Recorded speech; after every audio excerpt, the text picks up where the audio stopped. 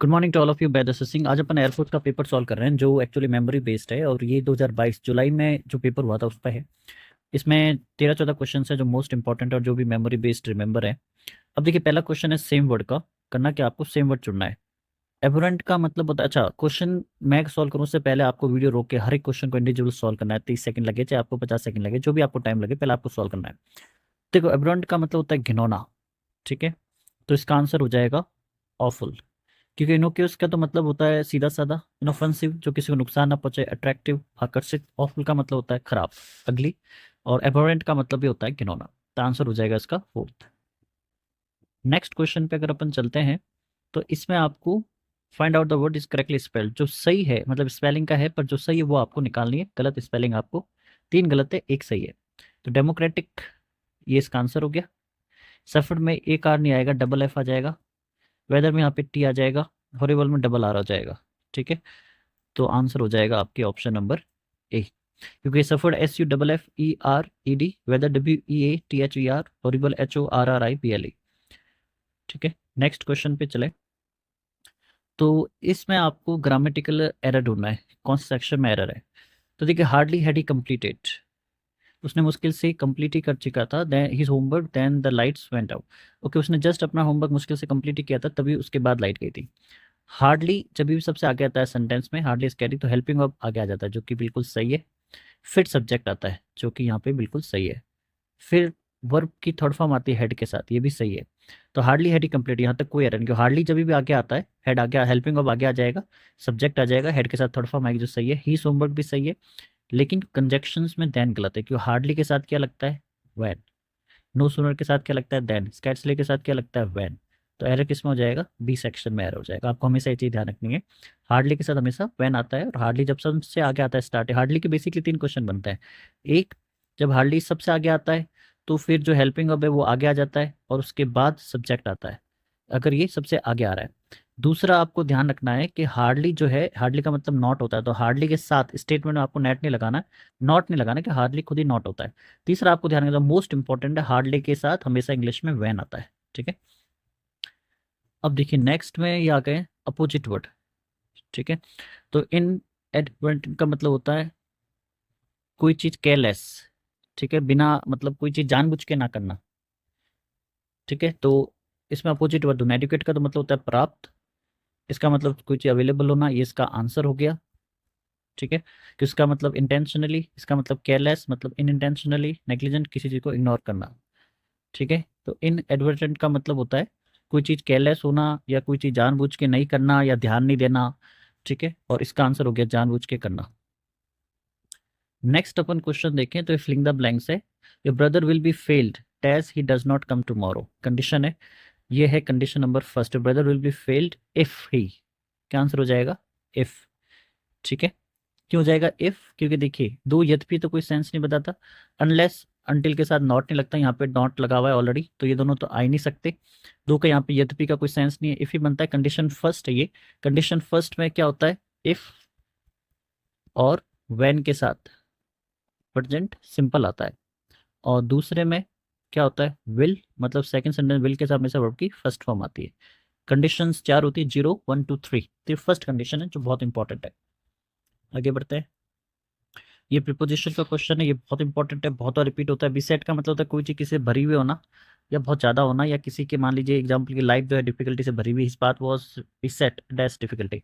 Beset के बाद हमेशा विद आता है, आंख बंद करके इस आंसर को आप चुन लेना प्रीपोजिशन का। बीसेट विद, कोई चीज़ किसी चीज़ से भरी हुई होना, तो उसकी जो लाइफ है, जो रास्ता है, वो मुश्किलों से भरा हुआ था। तो बीसेट के साथ हमेशा इंग्लिश में विद लगाना है। प्रीपोजिशन में कोई ज़्यादा आपको ध्यान लगाने की जरूरत नहीं है। अच्छा, ये एक और स्पेलिंग का है, इसमें आपको select the correctly spelled word, जो सही से लिखा है वो छांटना है। अच्छा, तो अटेंडेंस की स्पेलिंग क्या होती है, फर्स्ट हो जाएगा आंसर डबल, सॉरी ATTENDANCE। ठीक है, तो अपन नेक्स्ट पे चलते हैं। इसमें आपको निकालना है एरर। न लगता है नो एरर, तो ऑप्शन नंबर 4 इसका आंसर हो जाएगा। देखिए एरर में क्या है, हाउ मच बॉयज, बॉयज को गिना जा सकता है। मच कौन है जिसको गिना नहीं जा सकता, ज़्यादा या कम। ठीक है, लिटिल की तरह। मैनी कौन है जिसको नंबर में गिना जा सकता है, फ्यू की तरह। तो मैनी हमेशा उस नाउन के आगे आता है जिसको नंबर में गिना जा सकता है। मच हमेशा उस नाउन के आगे आता है जिसको अपन ज़्यादा या कम बता सकते हैं, पर नंबर में नहीं गिन सकते। तो एरर हो जाएगा इसमें फर्स्ट। ये भी एरर है। He went for swimming into the river on Sunday, ठीक है। He went for swimming, swimming के लिए गया था, इनटू द रिवर नहीं होगा, इन मतलब रिवर में ही गया था वो, रिवर के कोई अंदर खड्डा खोद के नहीं गया था, तो एरर इसमें हो जाएगा। इनटू की जगह आपको इन लगाना है, ठीक है। हमें से ध्यान है ना, रिवर में जब स्विमिंग के लिए जाता है इन आता है, इनटू नहीं आता। इनटू तो कब आता है, जब कोई चीज़ चारों तरफ सराउंडेड हो और आपके सर के ऊपर भी छत हो, तो सराउंडेड चीज़ के लिए अपन इनटू लगाते हैं, ठीक है। नदी के लिए इन आ जाएगा, तो यहाँ पे एरर हो जाएगा सेकंड में। इनटू की जगह आपको लगाना है केवल इन। इनटू एक्चुअली मूवमेंट भी दिखाता है, जब आप किसी बिल्डिंग के अंदर प्रवेश करते हो तो जो मूवमेंट होता है वो इनटू के लिए आता है। अब इसमें आपको फिलिंग द ब्लैंक्स ही है जो चुनना है। अब देखिए इसमें क्या हो जाएगा, नो सुनर के साथ इंग्लिश में दैन आता है, जो कि दैन लगा हुआ है। अच्छा, ये जो फिलिंग द ब्लैंक्स है केवल आपको ये चुनना है। मैंने जो आपको हार्डली का बताया था क्या है, नो सुनर जब भी लगता है, सबसे पहली बात हेल्पिंग वर्ब आगे आ जाता है और उसके बाद सब्जेक्ट आता है, ठीक है। तो देखिए नो सुनर रिया रीच्ड, पास्ट सिंपल है। जब नो सुनर आगे लगाया तो डिड आगे आएगा, तो डिड के साथ कौन सी फॉर्म आएगी, फर्स्ट। तो डिड रिया रीच, आपको हमेशा ध्यान रखना डिड के साथ फर्स्ट फॉर्म आती है, बच्चे भूल जाते हैं, डिड के साथ भी सेकंड फॉर्म लगा देते हैं।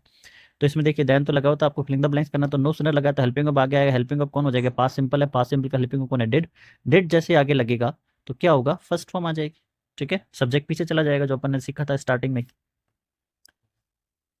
एक ही लॉजिक आता है, तो एक ही 20 क्वेश्चन के पेपर में भी आप 2-3 क्वेश्चन कर सकते हैं। इसमें चेंज द नैरेटिव करना है, तो what are you doing, interrogative है, he said to me. Interrogative के जब आप चेंज करते हो तो एक तो क्वेश्चन मार्क नहीं आता, ठीक है। इसमें जब आप चेंज करते हो तो इफ और वेदर नहीं आता, क्वेश्चन मार्क नहीं आता, डैट नहीं आता। ये 3 फॉर्मूले याद रखने हैं। जब भी आप डायरेक्ट इनडायरेक्ट में, डायरेक्ट का अपने जो इंट्रोगेटिव का करते हो, आप चेंज करते हो वॉइस, तो आपको हमेशा ध्यान रखना नरेशन में 3 चीज़ें इंट्रोगेटिव केस में, इफ़ या वेदर नहीं आता, क्वेश्चन मार्क नहीं आता, डैट नहीं आता। तो he asked me what I was doing, ये सही लग रहा है। He asked me what I was doing, word गलत है। He asked me that, that नहीं आता। He asked me what he was doing, he नहीं आएगा। He asked me what I was doing, ठीक है। सेट टू मी का asked me हो गया, सेट के बाद टू लगता है, टेल और आस्क के बाद डायरेक्ट ऑब्जेक्ट आता है, ये भी आप ध्यान रखना। व्हाट आई वाज डूइंग, अच्छा एक और आपको ध्यान रखना है कि इंट्रोगेटिव का क्या हो जाता है, तो आप ये मान लीजिए जो चीज़ पूछी जाती है इंट्रोगेटिव का पॉजिटिव में कन्वर्ट हो जाता है, हमेशा ध्यान रखना आप, ये भी अच्छा लॉजिक है जो आपको याद रखना है। तो what I was doing positive हो गया, ठीक है। What was I doing interrogative होता, लेकिन पॉजिटिव बनेगा तो क्वेश्चन मार्क भी हट जाएगा। तो ट्रिक ध्यान रखने हैं आपको, इफ और वेदर नहीं आता, इंट्रोगेटिव का पॉजिटिव बन जाता है, डैट नहीं आता, क्वेश्चन मार्क नहीं आता। अच्छा, ये वन वर्ड है, वे ऑफ लिविंग, ठीक है। तो लाइवलीहुड तो जीविका होती है, जब अपन कमाते हैं, खाते हैं, जीते हैं, इसका भी मतलब सेम ही है जीविका।